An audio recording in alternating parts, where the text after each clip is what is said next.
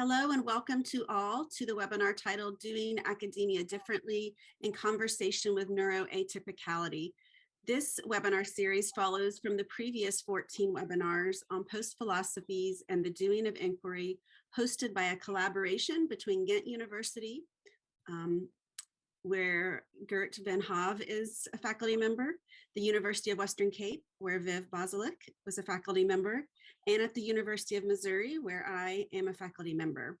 My name is Candace Kuby, and we're so glad to have you here today. Nikki Romano is our support and go-to person in the series that is helping us with publicizing the webinar, the beautiful artwork on the webpage for the webinar, and helps us a lot with all the technical support and getting the recordings up online for all to view. Thanks so much, Nikki. So there's a total of 10 sessions in this webinar series. We meet monthly on the topic of doing academia differently through conversations with neuroatypicality. Each session involves one or two international guests who have had some experience with neuroatypicality in the context of higher education. This webinar series is made possible by a research collaborative partnership between the University of Missouri System in the USA, the University of Ghent in Belgium, and the University of Western Cape, or UWC, in Cape Town, South Africa. The partnership between University of Missouri System and UWC started in 1986. And UWC and the University of Ghent has had a partnership for more than 20 years. Thus, our tricontinental, or 3C partnership, is a trilateral agreement that was set up to promote partnership between our three institutions during a time of travel restrictions due to the global pandemic. The funds were provided to support the virtual research and teaching collaborations between faculty members at our three institutions. We are so grateful for our university's longtime collaborations and especially for the support of this webinar series. These webinars are being recorded and will be available on YouTube. You can go to the website for our webinar and find a way to access our YouTube channel and also subscribe to get updates when new ones are posted. Also on YouTube, you can access or select an option for closed captioning to see the written transcript of the webinar. Please double check our website before each of our sessions to make sure that we have the exact times, as when different countries go in and out of daylight savings time, it does change a little bit about our start times for some people in the world. So today I'm excited to introduce our panelists. I'm going to ask if Geoffrey will unmute here in just a moment. Give a brief introduction, say your name, where you're from. A little bit later on in the webinar, we'll do a more complete introduction of your work, Geoffrey, but just for you to say hello to those that are with us today briefly. Feel free to unmute. Thank you. Nice to be here. Thank you for inviting me. Welcome. Okay, so would you like me to start now? And we'll do a few more introductions. I just was going to have you say hi to those who were in attendance today, and then Viv, I'm sorry. No, it's fine. And Viv is going to do a few introductions, and then Geert will do a more thorough introduction of you before you start your presentation.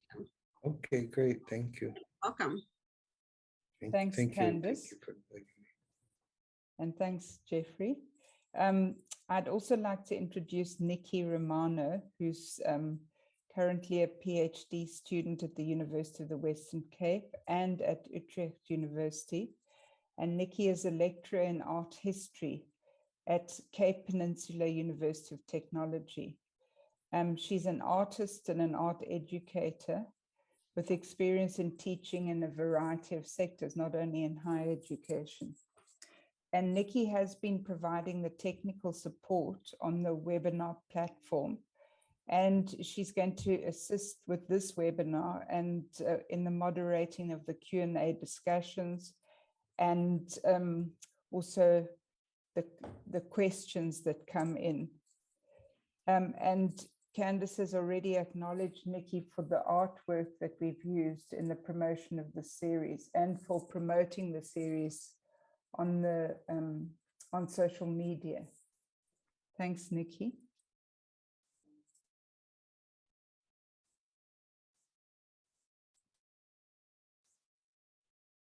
Nikki, would you like to introduce Candace? I always forget to unmute. Thanks, Viv. To introduce the three co-hosts, I'll begin with Candace Kuby, who's the Professor of Learning, Teaching and Curriculum at the University of Missouri, where she's Department Chair and the Director of Qualitative Inquiry. Dr. Kuby's research interests include the coming to be of literacies when young children work with artistic and digital tools, and approaches to and pedagogies of qualitative inquiry when thinking with post-structuralism and post-human philosophies. She's the co-author of several books that include Speculative Pedagogies of Qualitative Inquiry, Post-Humanism in Literacy Education, Knowledge Becoming Doing Literacies, and Disrupting Qualitative Inquiry, Possibilities and Tensions in Educational Research. Her scholarship appears in journals that include Qualitative Inquiry, the International Journal of Qualitative Studies in Education, the Journal of Early Childhood Literacy, the Journal of Literacy Research, and Critical Studies, Critical Methodologies. Geert Van Hove is a professor in disability studies at Ghent University. His field of research is disability studies and inclusive education. Professor Van Hove was the Disability Studies Professor of the Endowed Chair of Disability Studies at VUMC Amsterdam, the Department of Medical Humanities, from 2013 to 2018. In 2017, he was the recipient of the Stephen Taylor Memorial Senior Scholar Award at the Disability Studies in Education Conference in Minneapolis. Vivienne Bozalek is an emerita professor in Women and Gender Studies at the University of the Western Cape and honorary professor in the Center for Higher Education, Teaching and Learning at Rhodes University. She holds a PhD from Utrecht University, and her research interests and publications include the political ethics of care and social justice, posthumanism and feminist new materialisms, innovative scholarly practices in higher education, post-qualitative and participatory methodologies. Her most recent co-edited books of 2021 include Post-Human and Political Ethics for Reconfiguring Higher Education, Post-Anthropocentric Social Work, Critical Post-Human and New Materialist Perspectives, and Higher Education Hauntologies, Living with Ghosts for a Justice to Come. Thanks, Candace. Thanks for those introductions, Viv and Nikki. So I'll just give a brief overview of how the webinar will unfold today, and then Geert will get us started in conversation with Geoffrey. So you'll notice that we're using the webinar platform. The hosts have video and audio access right now during the opening part of the webinar. But a little bit later, when we move into our Q&A portion, we will give all of those who are in attendance today the option if they would like to move over to video and audio. And that way, as we have questions and answers, you can unmute and ask those directly to Geoffrey. As we mentioned, we are recording for public viewing later on YouTube. You're also welcome to use the chat function. Right now, it's open if you want to say hello and introduce yourself to those that are here today. And also, when we move into the Q&A time, if you would prefer to write your question rather than use audio or video, then feel free to just write those in the Q&A button at the bottom of your screen, and we'll make sure to read those aloud for you. So the structure of the webinar is as follows. Geoffrey has prepared a brief presentation that he'll start with. And then following that, Geert will interview Geoffrey and have a conversation around the 4 main questions, which is our common thread for all of the webinars in this series. And you can find those questions on the webinar's webpage. While discussing these questions, Geoffrey will share examples from his scholarship as well as his experiences, and perhaps also from the suggested readings, which are posted on the website. Finally, at the end, we'll open up space for all who are in attendance today to be in conversation with Geoffrey. Again, you'll have the option of joining us with audio and video if you'd like. So Geert, if you'd like to go ahead and get us started in this conversation today. Thank you, Candace. Dear colleagues and dear guests, it's an honor and a pleasure to introduce to you today our guest, Professor Geoffrey Reaume, who is situated in York University in Toronto, where he works in the Critical Disability Studies program and is a specialist in what is called Mad People's History. As a grandson of a psychiatric patient, I really feel humbled today and honored, and it's a real pleasure to get to know more about the work of Professor Reaume, who has studied the first rehab center for people with spinal cord injury, who has studied patient life at Toronto Hospital for the Insane, as it was called, between 1870 and 1940, and who is also a co-founder of the Psychiatric Survivors Archives. And in a meeting last week, Professor Reaume and I discussed the way we would work today. And in a first step, Professor Reaume will give us an overview, and he will use a PowerPoint to introduce Mad people's history and Mad studies from his perspective. Professor Reaume, the floor is yours. Thank you. Thanks very much, Geert, for your and everybody else for your kind introduction and invitation.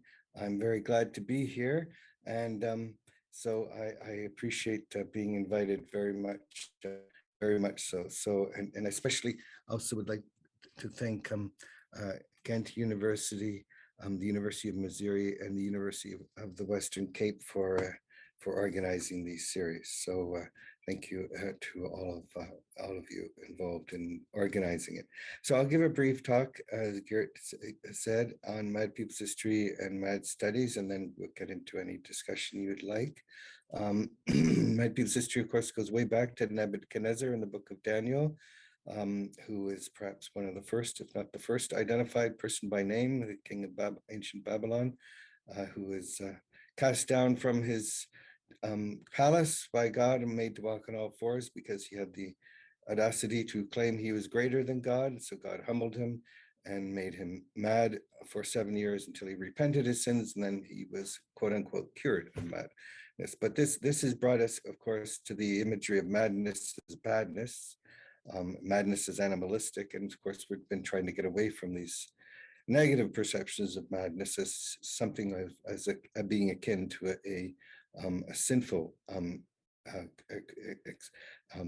manifestation. Of course, for most of our history, madness was depicted by others, such as sadness, such as this Albert Dürer painting from the 16th century of sadness, or moon madness.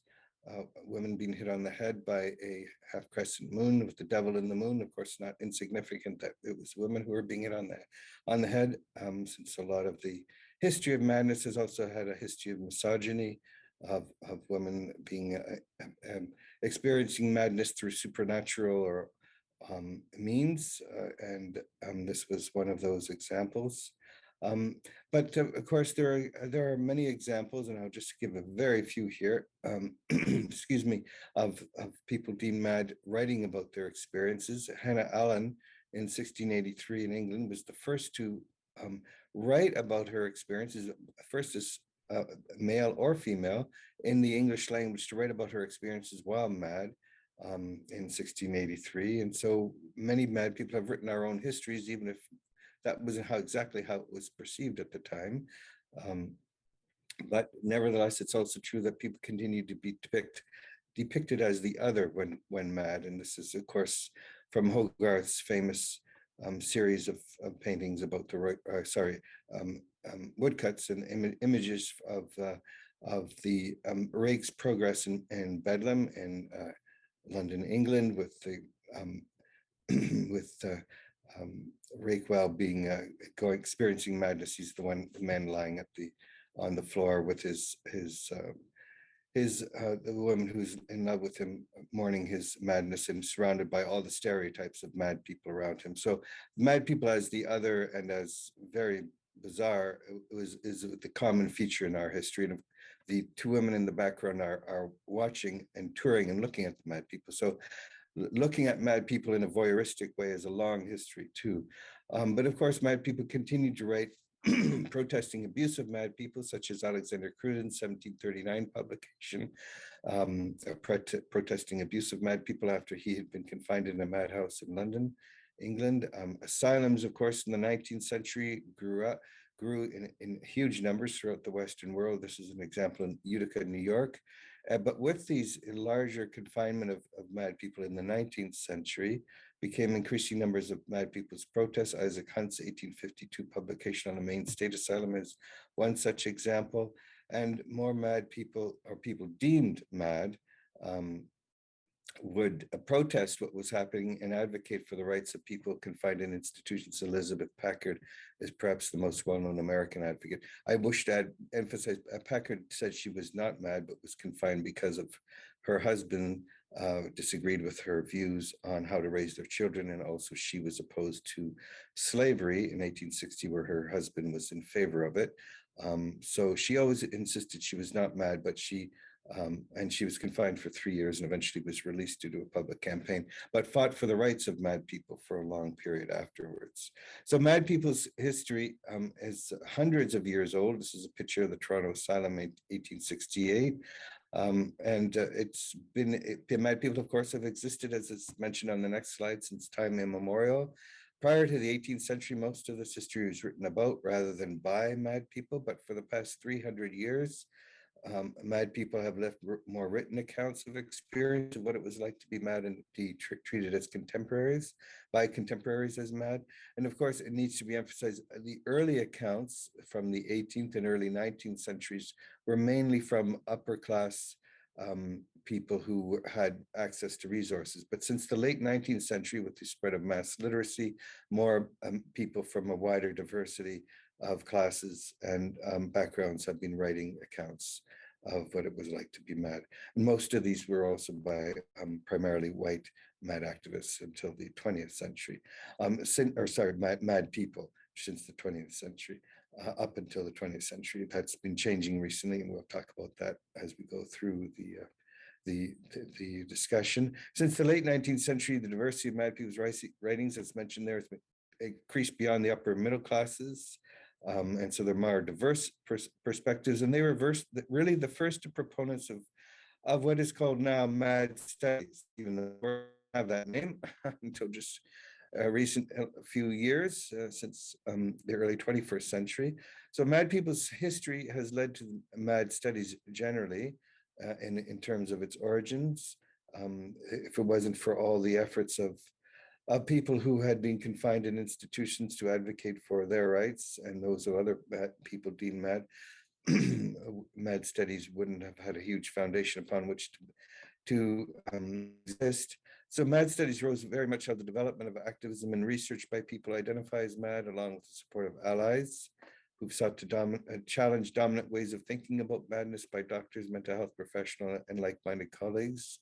And it's also a way of creating space in the academy and wider community for the study of critical perspectives of people whose views have historically been dismissed as mad. While work has specifically identifies as belonging to mad studies is a recent development, the field is the direct beneficiary, excuse me, of centuries of critical analysis by mad people and allies far beyond current times and the academy. Mad studies also was initiated from the beginning by people who identify as having experienced madness, as well as allies working in league with mad activists. Robert Menzies in Canada is a good example of an ally. He was the person who initiated and co-edited the first book solely devoted to this topic in North American Mad Matters. Mad studies scholars have also critiqued from early on the psychiatrization of the majority world, as described in a book by China Mills, published in 2014. So a very much critique as well of the way in which Western concepts of mental illness have been defined and imposed on people from outside cultures who are not primarily influenced by Western cultural history and political history. Similarly, studies proponents seek to address racialized, gendered, and class-based and disability-related ideas that influence experiences of madness. So mad studies very much refers to the critical analysis of the vast diversity of experiences and definitions of madness from the perspectives of mad people in historical and contemporary contexts, and very much employs a critical historical, theoretical, and methodological approaches to interpret how madness has been understood by people who have lived with madness in the past as well as today, and to examine how this term has been interpreted over the centuries. So the point is to approach the experience of people deemed mad and those who interact with them as being directly related to their wider social location rather than based on an individual's body chemistry or genetics. And so, like studies on topics such as disability, class, race, gender, and sexuality, amongst others, MAD Studies is focused on understanding the varied experiences of MAD people, wherever they may be. And proponents also engage this topic outside of the medical model by considering madness from the varied perspectives and backgrounds of MAD people, which underlines the importance of social contexts in this regard. So within the Academy, MAD Studies in its present form is interdisciplinary, very much involving researchers and writers from the humanities and social sciences, as well as health professions and arts community. It's a broad tent which encompasses no single discipline or theoretical approach, but instead engages feminists, Marxists, postmodernists, postcolonial, critical race theory, among other approaches. And the common thread that brings these varied approaches together is critical analysis of the or mental health professions and how alternative ways of understanding madness seeks to provide support for people searching for alternatives to mainline mental health approaches. So basically, it's a way of depathologizing madness. There have also been some critiques of MAD studies, and these are from within by activists and writers who have critiqued it for being framed by white people's concerns with madness experienced by Black people being a tokenistic addition rather than a central focus of concern. Who exactly can even identify publicly as MAD has also been raised by activists and scholars who point out that it is much safer for a white MAD activist and academics such as myself to publicly identify in this way than for racialized people whose experiences of interaction with the police have been far deadlier than for white people due to the history of racism and the police forces, the killing of racialized psychiatric survivors or people with disability, or well, not psychiatric survivors because they haven't survived, but killing of MAD people who are racialized, and people with disabilities who are racialized. White people can thus be public as MAD with less fear of being restrained, tasered, or shot to death by medical legal authorities than racialized people deemed MAD. So lots to discuss, and here are some of the sources I've cited here. And so if people would like further examples of them, you're more than welcome to include them. So what I'll do now is I'll be glad to take any questions people have, and I'll end my discussion there. So thanks very much. Thank you. Is it possible for you to get rid of the PowerPoint so we have more space? There you go. Thank you. So thank you for this introduction. We have learned that your knowledge and expertise is very broad and that you are bringing together a lot of critique also from within. That's also very interesting. So the basic idea of this series is what does, and we use the term neuroatypicality, mean at one hand, and what does it mean in higher education? You were talking already about academy as a place where MAD studies were trying to find a place and a balance and allies and whatever you can call it. But if we would offer you that term neuroatypical, and you would fly in from a MAD studies perspective, how would you think about such a term, and how would you think this term can be positioned and understood within academy?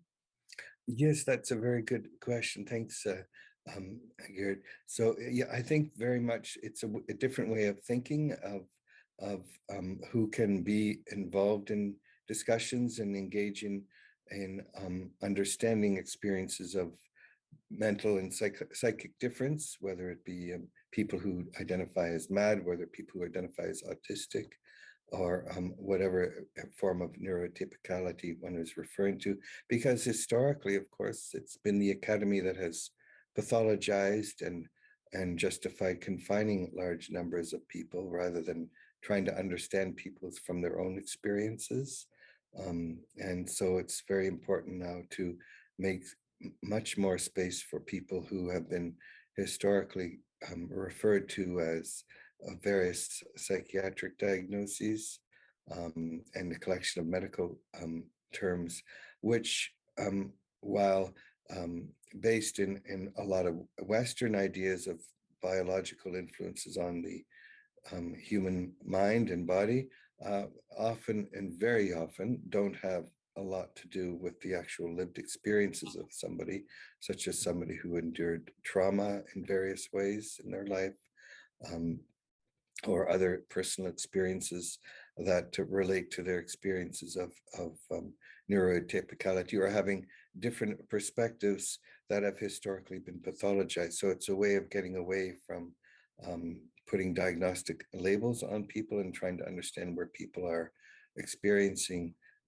their views of the world, and recognizing the enormous contributions that people deemed neuroatypical bring to the world through their own abilities and in their own private lives. And I'm not just talking about the world famous people. We know of famous artists and writers, of course, who are very much touted, but I'm talking about people at local levels in their own personal lives, who are very much have so much to provide to people in terms of one's insights and abilities in their own personal lives and in their work, that has too often been pathologized, and understanding where people are coming from.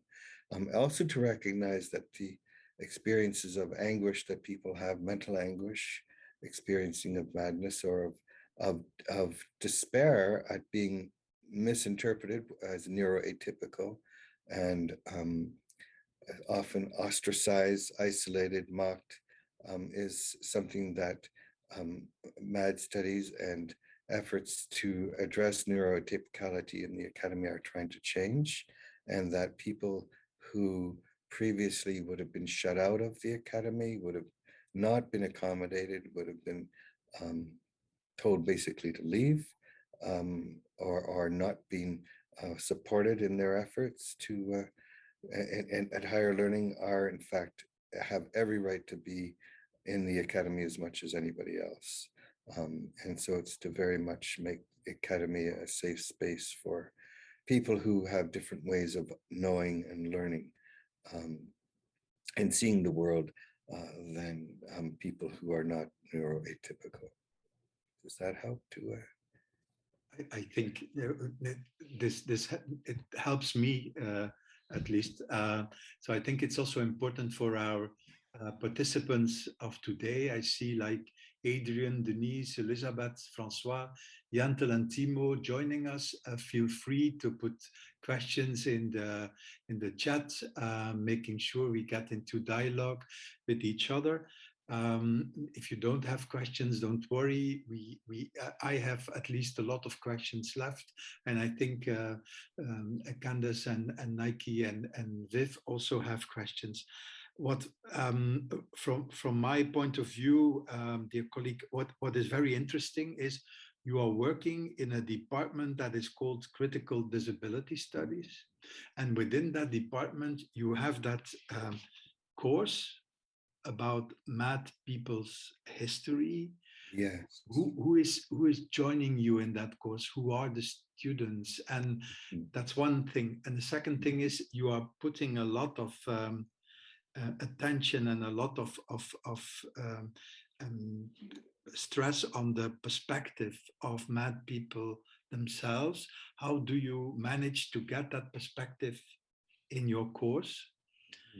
Otherwise, we keep on talking about them and not with them, and together with them. How do you manage this in your work there? Yes, thank you, Geert, for a very good question. So yes, so many of the people who take the course are, of course, people who identify as having a mad or experience of madness. I wish to point out too, the term mad is a term which is controversial. I'll give you an example. I've been teaching mad people's history since 2000, And I always remember, and I've been teaching at York University since 2004. And I always remember in the early years when I was teaching, and I had another student who came up to me and said, I really like what you're doing with your course, but I hate the name. And so we had a discussion about that. And he found the term mad, he hated the term madness.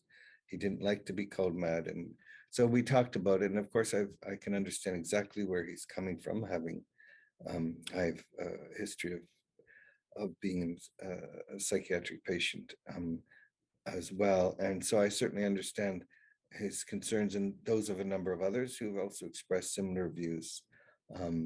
And I acknowledge that for some people, the term mad is a stigmatizing term, and from a variety of perspectives. And also, as I mentioned in the talk, there are people who are not as privileged as me, who are racialized, and for whom the term mad would be very dangerous to go public with, because the police have killed racialized mad people more so than white mad people. So it's a contentious term. I'd also acknowledge that whatever term one uses, it would be contentious. I wouldn't want to use a biologically deterministic term like the history of people with mental illness, because I don't believe that's appropriate given the biological orientation of that term. And the medical determinism of it. It's also historically inaccurate because the term mental illness dates from the 19th century and was particularly popularized by the early 20th century.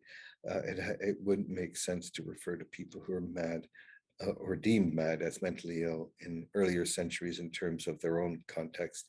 The term madness itself goes back thousands of years. You'll find it in the book of Daniel, for example, when talking about Nebuchadnezzar. So it's historically probably the most accurate. Also, it's a way of reclaiming negative terms. And this is something I spoke about with a number of people who didn't like the term, and I very much respect where they're coming from.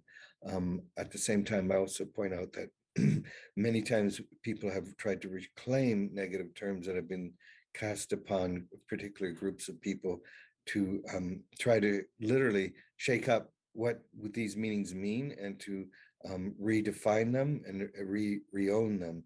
And I think that's a very important point of using the term mad people's history. So there have also been many people who've liked the term mad people. So I've had a variety of perspectives. But the people of the students, there are of course many who have choose to publicly self-identify, but there are also others who choose not to. And I say that's, of course, everybody has every right to choose whether or not they wish to publicly identify or not. And that's absolutely essential.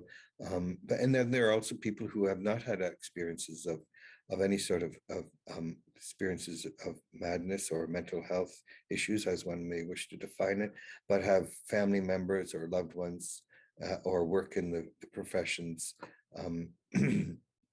related there too. And so they're interested in learning more about the course. So your second question was about how to get mad people's perspectives into the course. So that's historically, that's very important, of course, because that's one of the reasons why the course mainly focuses on the 19th and 20th centuries, because that's where most of the sources from the first person perspectives can be found. There are some from earlier periods, going all the way back to the 15th century with Margaret Kemp, whose account of her experiences of madness were transcribed. She was herself illiterate, but they were transcribed by a monk and by her son. But the first written accounts really are from the 18th and 19th, and especially the 19th and 20th centuries. So, but they tend to be from more privileged backgrounds. So, but that's also why I think it's very important to discuss the privileged backgrounds of some of the early writers in the context of those whose perspectives we'll never know. So while talking about the perspectives of mad people who were from the upper class, who left the early first person accounts, and I mentioned Samuel Bruckshaw as one example, for example, amongst many others, Hannah Allen as well. They were from a privileged background. The fact that they were literate, it signifies that. But nevertheless, we can get an idea that if this is how it was for them, one can only begin to imagine what it was like for the poorest of mad people. And then we expand on that in the 20th century, where we have many more diverse perspectives from people of various classes and social backgrounds, and especially more women's experiences. And now it is predominantly white mad activists or mad writers, authors into the 20th century. And that's certainly also an issue that needs to be recognized, that many of the perspectives are people from who are white, and so people who were racialized or were not as well documented or recorded. And so there's more of an effort to try to get the histories of a broader perspective from the perspectives of people outside, not only of who were not white, but more particularly who are also not in just in North America and Western Europe, because a lot of it has been, of course, focused in the Western concept. So so that's important to expand the field more generally as well. Yeah. And there you are together with your group of students in your course, and there you are in the Department of Critical Disability Studies. Do you think the things you are doing there in a kind of social laboratory within a higher education institution can affect colleagues from other departments, other courses, other faculties? Do you manage to spread the ideas you are bringing in within your course to make sure York University becomes a safer place, or higher education becomes a safer place for people we call whatever we call them, neuroatypical, people with a label? Yeah. Do you feel that you can have a little bit of influence on your colleagues? Yes, thank you. Yes, Geert, I'm fortunate that there are more, of course, people who are engaged in these efforts. When I started teaching Mad People's History in 2000, it was the first university credit course of its kind, and I myself was a postdoc at that time. I didn't have a tenured position, and then I was invited by Melanie Panich, the director of the School of Disability Studies at Ryerson University, to teach the course there, and then and I taught it there for a couple of years, and then moved to York University, where I was hired. So I would say that there of course internationally are more people who are engaged in these issues. I'm certainly not the only one, of course. I'm one of the ones who is focusing on history, but there's others who are doing work in other fields and who've done a lot of research. So I would say that it has influenced internationally the collective efforts of those of us involved to study and make safe space for people who identify as neuroatypical and who identify as mad in all sorts of different universities. More broadly, there are efforts to make mad studies more broadly focused. There, in Britain, for example, there's lots of work going on by colleagues there, such as Peter Beresford and Jasna Russo, whose recent book on mad studies was published by Rutledge University. And there are quite a few others elsewhere internationally who are doing work. So the efforts to make this university a safer place is certainly ongoing. There are other colleagues at other universities who are doing that. I don't want to make it sound that all of a sudden it's all safer, even including at York University. There, of course, continue to be challenges, and people continue to experiencing prejudices at different places.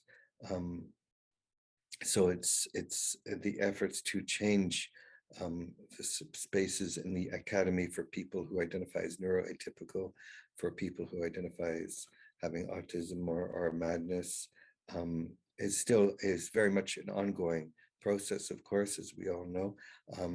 But the very fact that there are more people, at least, who can speak publicly and talk about it, I think is important to acknowledge, because I can think of, as perhaps some others of us on the call can as well.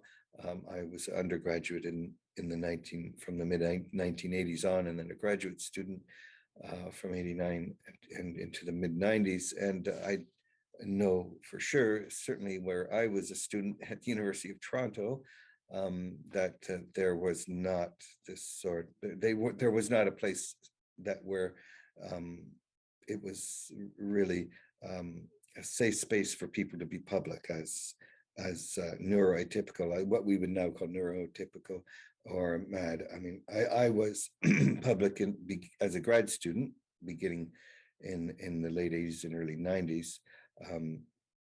But I can assure you there was lots of good reasons for plenty of other people not to be public.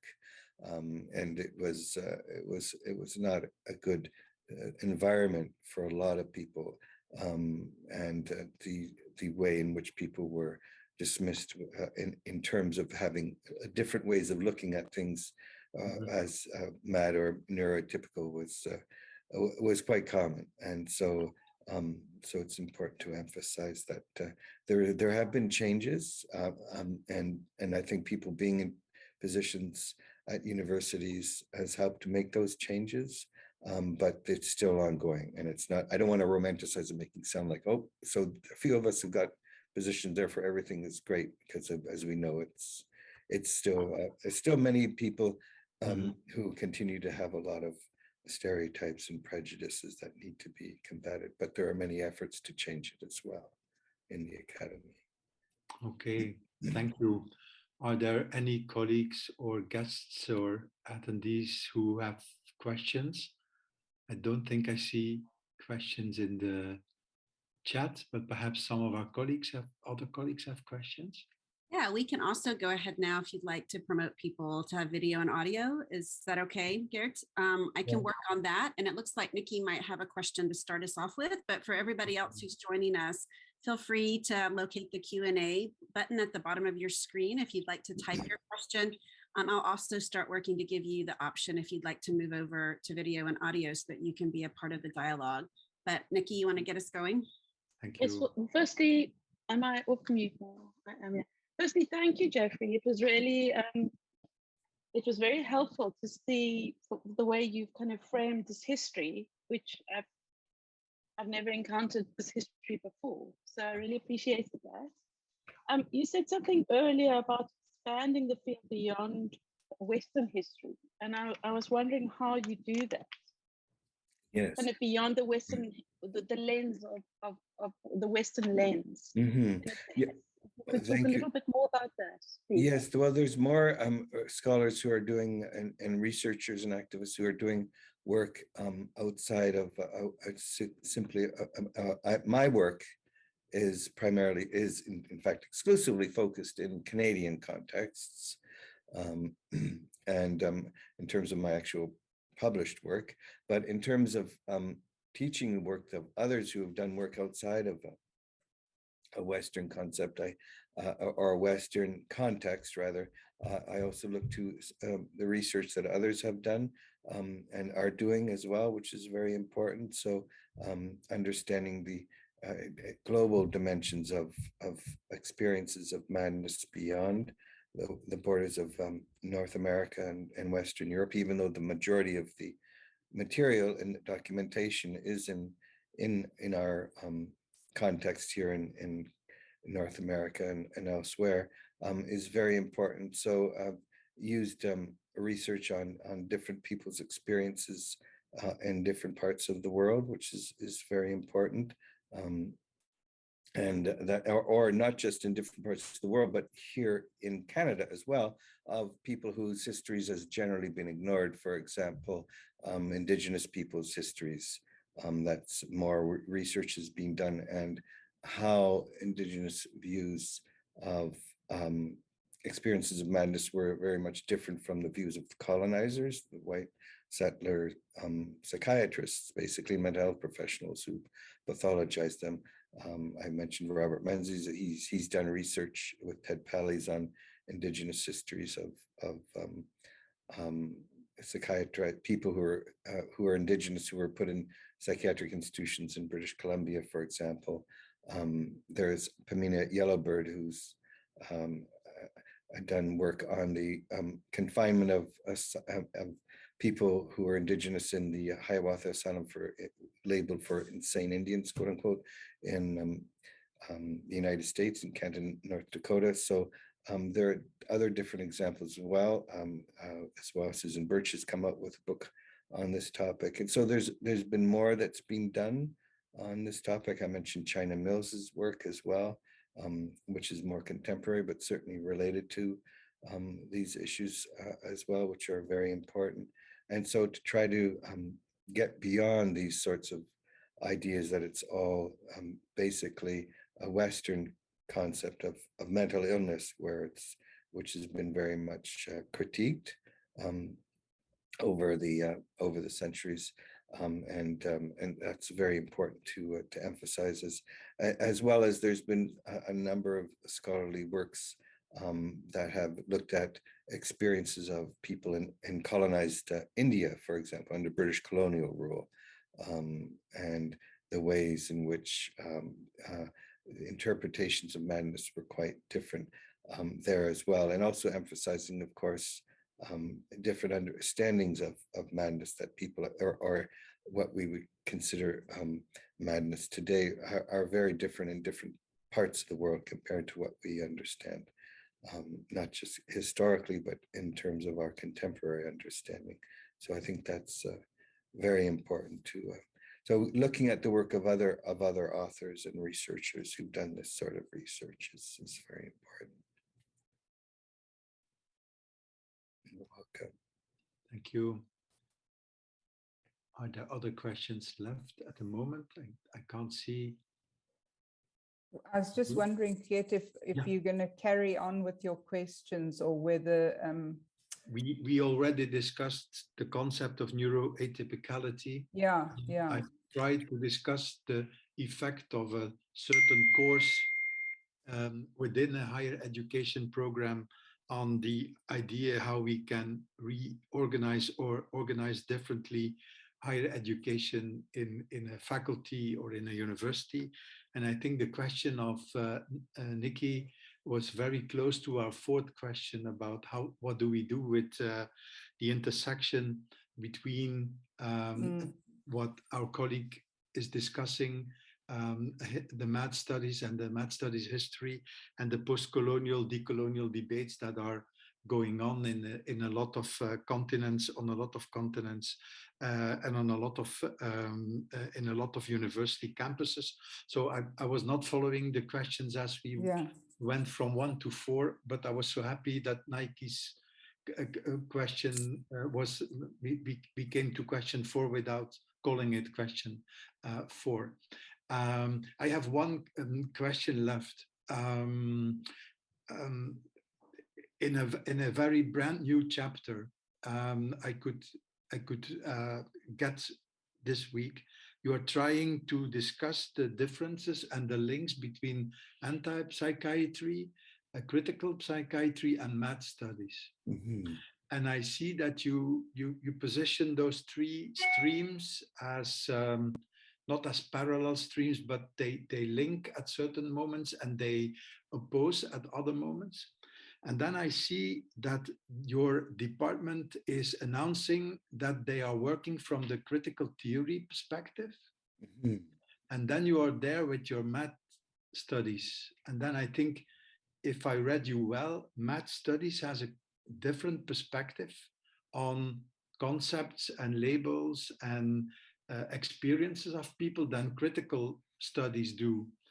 If I understood you well, critical psychiatry, critical psychology, they are critical and they have critique, but they stay within the mental health sector. They stay within the psychology. They become a school of psychology or a school of psychiatry.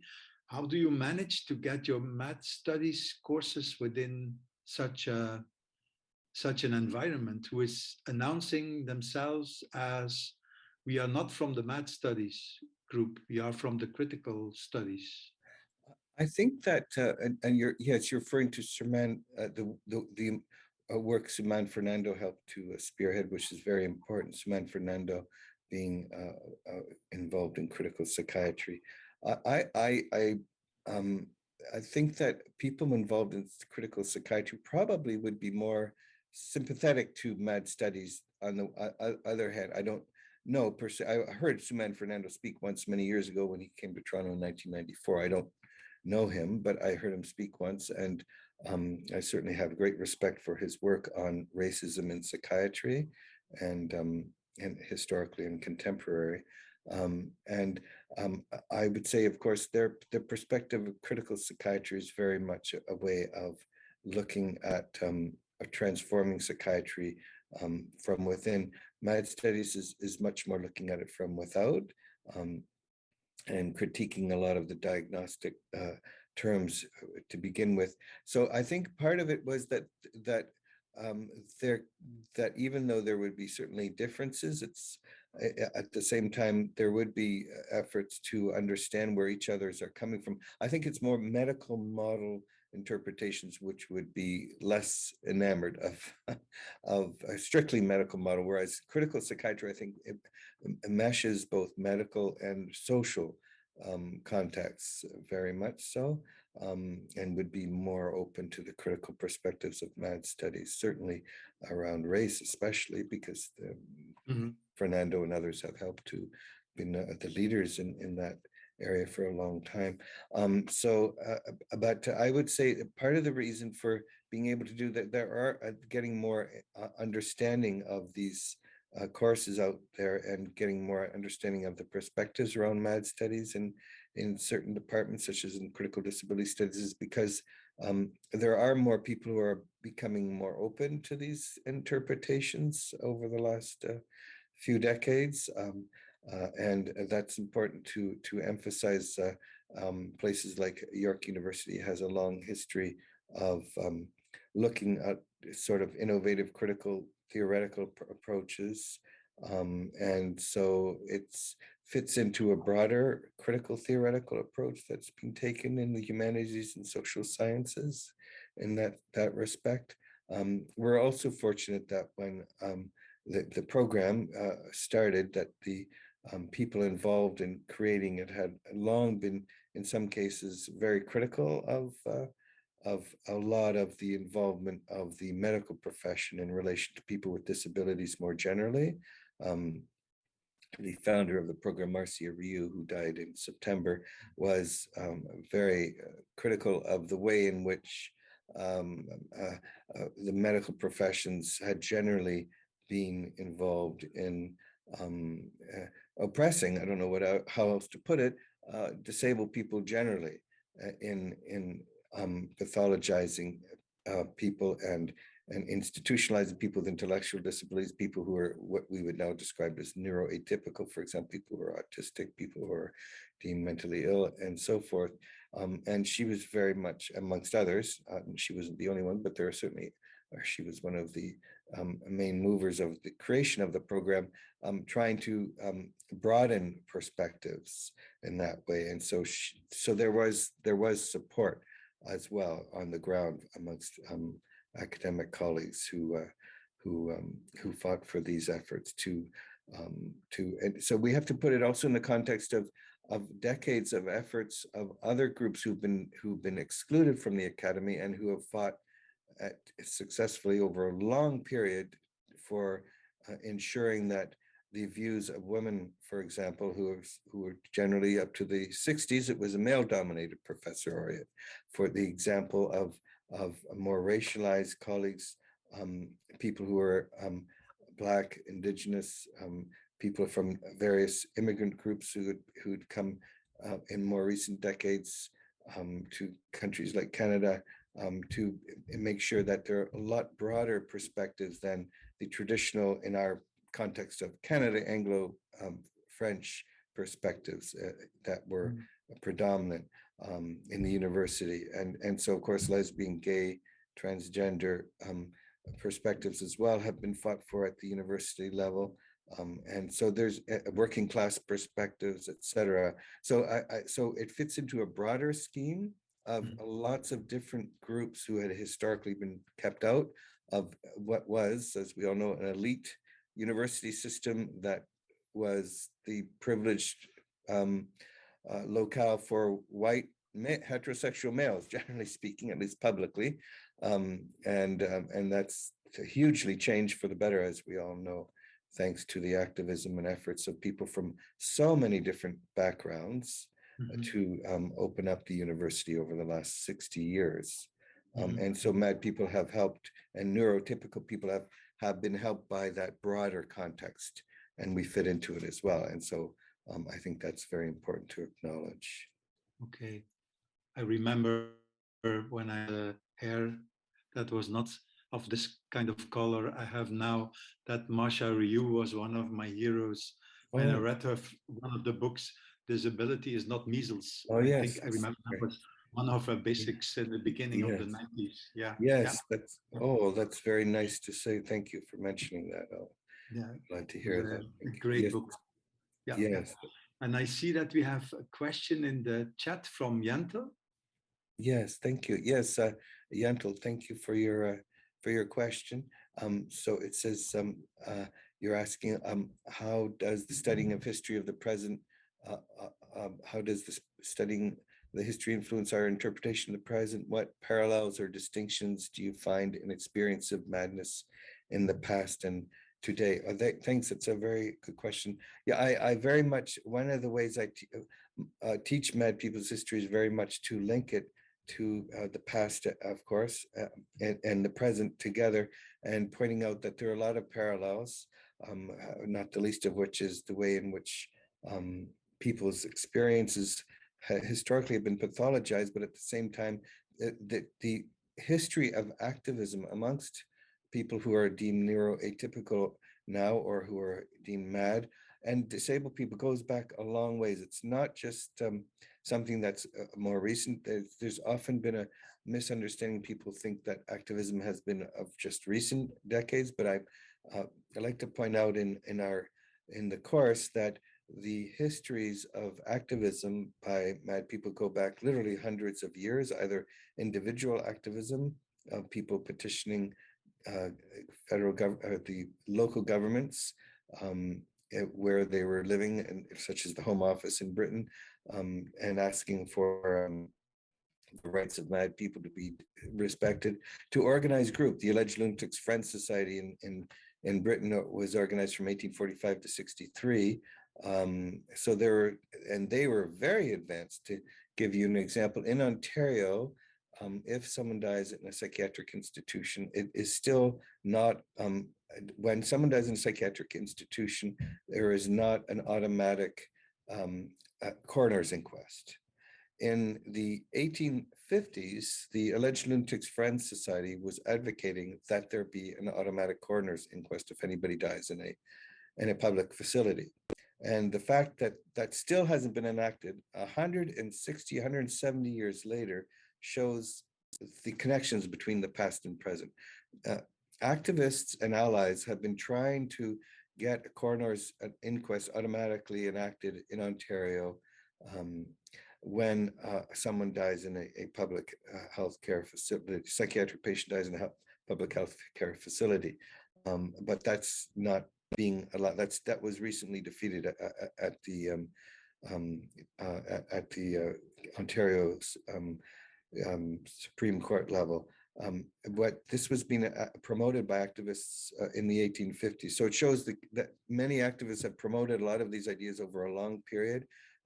The idea of promoting a patient bill of rights was promoted again in the 1850s and 60s, and that was eventually enacted in the 1970s in Ontario, but it took over 100 years. So the point I'm trying to make is that there's a lot of things activists have advocated for have taken an enormously long time. So making those connections is very important, and also the way in which people have sought to change a lot of these exploitative and unfair practices is very important. There's a long history of the exploitation of mad people's, or the labor of mad people and neurotypical people's labor, and people have had their work exploited in sheltered workshops, for example, or in psychiatric or other institutions, and has been used very exploitatively by various employers. and paid below the minimum wage, which is legal to do if someone is defined as being under rehabilitation. And so I talk about the long history of these efforts to not only that there is this long history of exploitation, but there's also a long history of people protesting it individually. I found in the archives, for example, a woman named Mary A. And Mary had protested the fact that she was forced to work in the asylum laundry for 17 years and was never paid. And after she was released into the care of her husband, she protested, that wrote letters demanding to be paid for her 17 years imprisonment, as she referred. That's her term, not mine. That's the exact word she used. She died 100 years ago this year. She died in 1922. She was never paid, but the idea is, the point I'm trying to make is that people who existed long before us recognized the value of their work and were demanding to be paid. It's not just a contemporary idea. And so I think that's something that's important to acknowledge and to make those connections. Okay, thank you. Viv, you have a question? Thanks, Geert.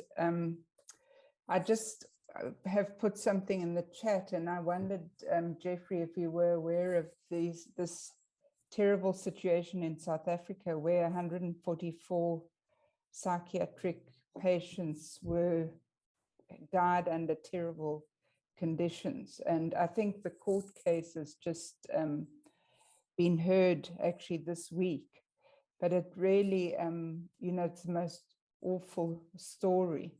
But I didn't want to dwell on that, just to alert you to that. I wanted to ask something about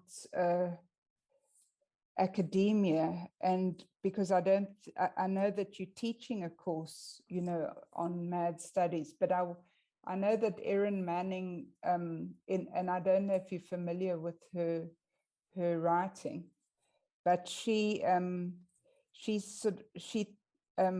says that we can all learn from people who are regarded as neuroatypical, who have different sensibilities. And I was wondering, what you think about that. Are there different ways of doing academia, not just learning about the history, but of actually engaging differently? She talks about schizoanalysis, and she uses the work of Guattari as an inspiration for sort of radicalizing teaching and, really sort of engaging in a different way and using people's knowledges. So I just wondered, what you thought about that. Thank you. Yes, I'm very sorry. I did not know about the deaths of 144 people in South Africa in psychiatric institutions. I'm just reading the article you sent to me. So thank you for sharing that. And I didn't. I see it's from March 2018. It's another. It says here of people who died after South Africa's Gauteng provincial government hastily transferred 1,711 state-funded psychiatric patients in 2015 and 16 to other facilities, dozens of which were not properly licensed. So I'm sorry, no, I was not aware of that.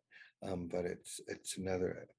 I guess it's certainly, without knowing more than what you've sent right now, certainly an example of the absence of rights of many people, especially the poorest psychiatric patients. And that's something that's extremely important to emphasize, of course.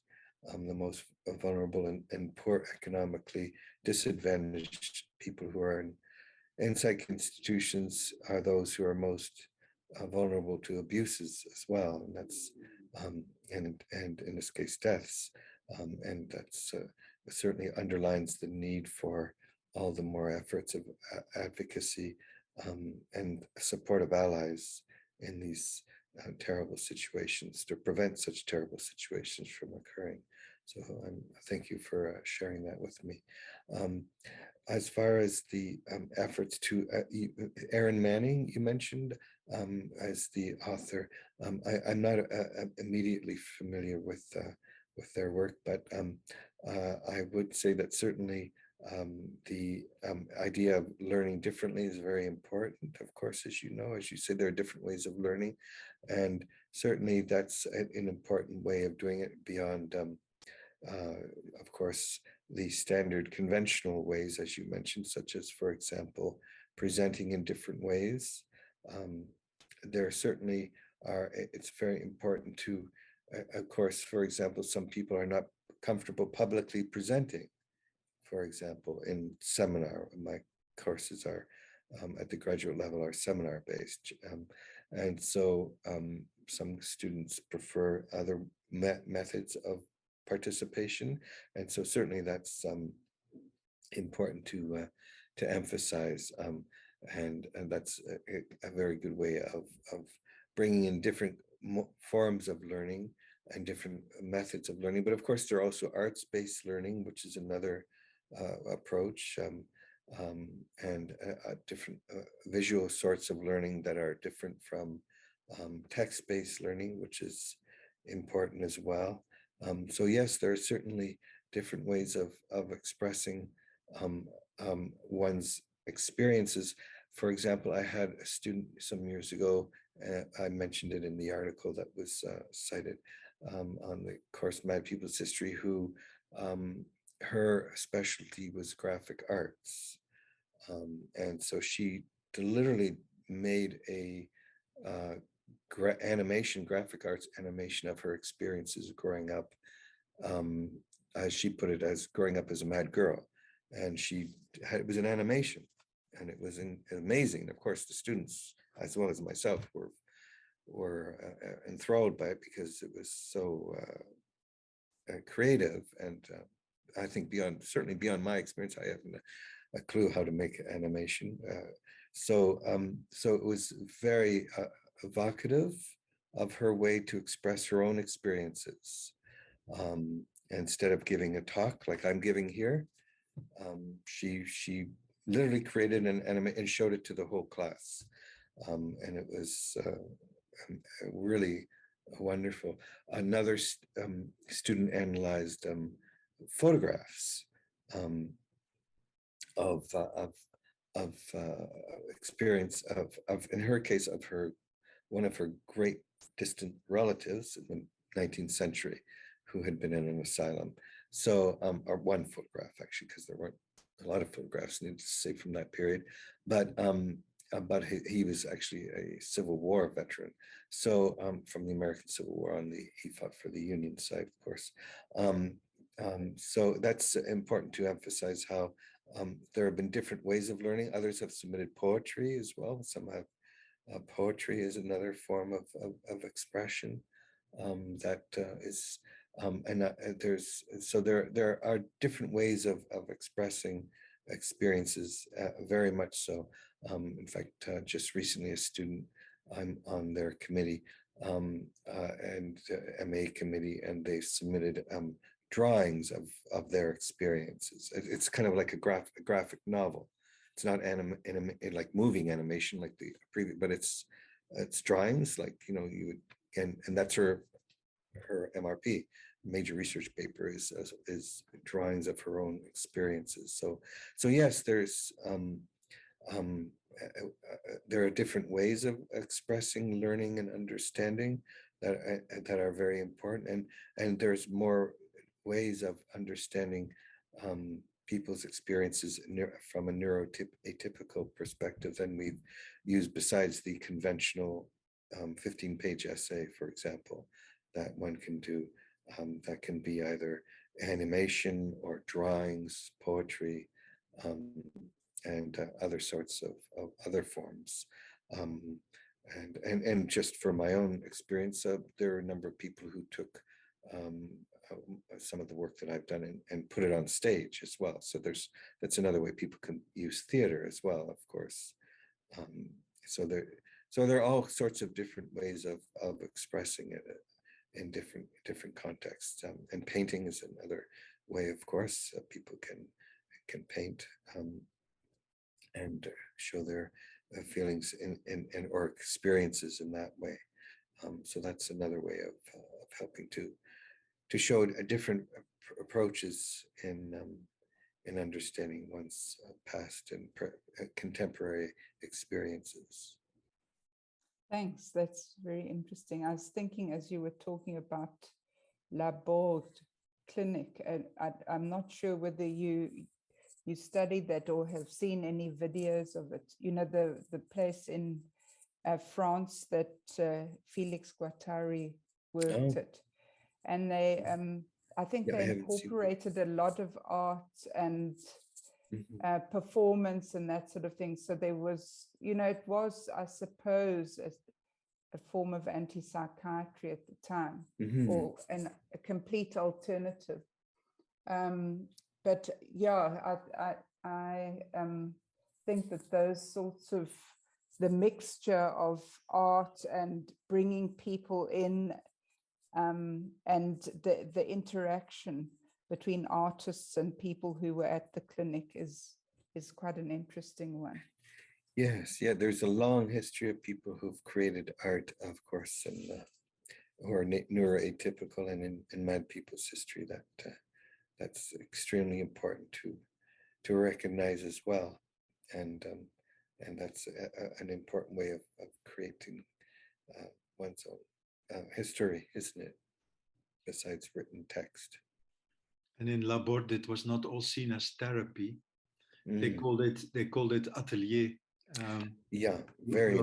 You're coming from a French family, so you will recognize the word very well. I think it's important to make sure that those wonderful examples you give are not hijacked by the medical model. Exactly. Boys and girls who will say, "Oh, it's therapeutic for exactly." I couldn't agree more. Yeah. Thank you for mentioning. That's very important. I had people saying that when I was a PhD student, and I was becoming open as having been a psych patient, and people were saying, "Oh, this must be therapeutic for you." I had a few, and I said, "That's absurd. Does somebody who's from working class do labor history? Is it therapeutic for them? I mean, of course not. We wouldn't go. It's so patronizing. You don't go and say, is gay and lesbian history therapeutic for someone who's gay and lesbian? I mean, it's absurd. Of course not. People are doing their own history and want to do, I mean, it's just, it's so patronizing. So I'm so glad you mentioned it. It's definitely not therapy. It's people's ability to create their own stories and histories like anybody else. That has nothing to do with being therapeutic. And so that's a very important point to mention. Yeah, Nikki, you are having a question? Yeah, it's something we were discussing yesterday with colleagues actually on Monday. And that was the question of labeling. And from a pedagogical point of view as a teacher, it can be useful to know if someone has a diagnosis. But is that pathologizing? Because yeah, when is a label good? Can a label be good or diagnose? Do you understand what I'm asking? Because I don't even know what I'm asking. No, you're raising a very good point. Thank you for mentioning it, Nikki. It's very important. Of course, doing mad people's history or mad studies or whatever term you wish doesn't mean we're telling people who have a diagnosis, say, of schizophrenia. That was the diagnosis I was given when I was a teenager, or of manic depression, or whatever term you wish to come up with, that they therefore should, if they find it of some way beneficial in their own personal context, who am I to tell them that they're wrong? We have to also be careful not being arrogant and saying our views are right and your views are wrong because you accept the medical model or you find it beneficial or you taking I know many people who've taken psychiatric medication who said they found it beneficial. I know many people who've taken medication who've said they found it very harmful. And then I know people who are somewhere in between. So it's not all either or. The point is to respect people at where they're at and say, this is all of our histories, no matter whether or not you accept the medical model or not. And to appreciate that those of us with a history of having been receiving psychiatric diagnosis and having been under mental health treatment at various places, either in institutions or elsewhere, all have a history that should be respected, acknowledged, and we should be discussing these with each other and not shutting people out and saying, oh, wait, sorry, okay, you agree with the diagnosis of schizophrenia, therefore I'm not going to talk to you. Oh, wait, when you like the term mad, I'm not going to talk to you, that sort of thing. I think it's to make sure we are in conversation and being supportive of one another, and recognizing that, of course, while people have different perspectives and experiences, ultimately we're trying to express support for people's right to be part of not only their own communities, but part of the academy, since part of the very much part of this discussion is neuroatypicality in the academy, that no matter what a person's psychiatric history, and no matter where they are on the spectrum of choosing to accept it or not, or that they have as much right to participate in higher education or any education that they choose as anybody else, and they should absolutely have safe spaces for doing so. And so safe spaces also means including safe spaces for people who find the psychiatric diagnosis or medical professional assistance helpful for them as well. And that doesn't mean those of us who are more critical automatically agree, but it means we have to understand where people are coming from, and try to engage people at where they're at. And that's very important to understand and emphasize. And many people don't have the communities of support as well. Somebody living in a rural community doesn't have may not, I'm not, because don't want to stereotype people all in rural communities either, because they may have supports, but generally speaking, people in large cities like Toronto have a much more access to a community of activists and of potential support, not always, but potential support, than somebody in a small community where there are not a large number of people. Now, with the internet, maybe it might change as time goes on, but still, in terms of actual people you can physically see and visit, it's different. And so we also got to recognize that that it's different in different geographical locations, let alone as well as in different cultural contexts as well, and make these places safe for people from different backgrounds in terms of race, gender, and class and sexual orientation, which is very important, because the people who are from various backgrounds experience madness completely differently than others. Oops, I hear little beeps there. Sorry. Does that help to provide? I was looking at the clock and at the time. I think we should end and organize the finishing moment of our meeting today. Okay. Thank you so much, Professor Reaume, to be with us and to share with us all your experiences and your ideas about math studies, but also about the idea what history can bring us, and it can help us to see things in a perspective that is broader than today and here and now. I think this is very important, but also because you mentioned several times to make sure we stay in dialogue, and we don't go into certain camps and are just fighting each other without talking to each other. I think this is a very wise advice you were giving us. So thank you for that, and also thank you for the colleagues who are bringing in questions, and the colleagues who are not bringing in questions but were with us today. It's so good to have a little community showing up. We know that a lot of the YouTube recordings are taken by colleagues who are taking time to listen and to have a view on the webinars at moments they feel relaxed to do so, and they find time to do so. I see also that there are a lot of thanks in the chat, Professor Reaume. So I think it was people found it interesting and enjoyed the way you were bringing this in a very, I really admire also the very soft way you bring a terrible story. So it's nobody runs away, and you are not there with a kind of freak show way of talking about people. So I really appreciate the way we could have this discussion with you this afternoon.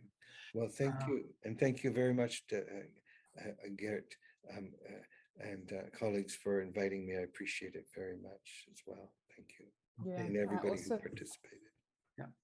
I also wanted to say thank you, and to say how much I appreciated your writing.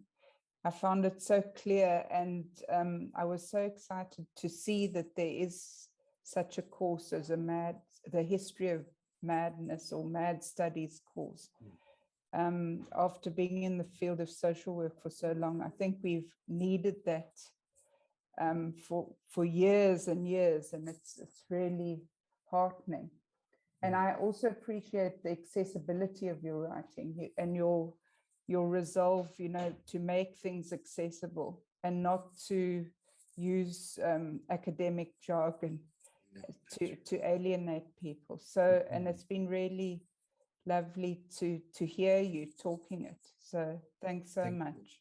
Well, thank you for your kind comments. I appreciate it, and thank you again. And I wish you all the best. I appreciate all your comments and contributions. And thank you. Okay, I think this is the time to close. Are you closing, Viv, or because normally it's Candace, I think, who closes? Well, I think just to say that to thank everyone for coming, which you've already done, Geert, but to say that our next webinar is going to be in February on the 17th, but we will have to fill you in on the details because we're not exactly clear, but we as conveners are going to be meeting soon. And then we'll be able to tell you more about the next one. So thanks to everyone. Okay, thank you. Have a good day. Nice to meet you, everybody. Take care. Thank you. Bye-bye. Bye-bye. Bye.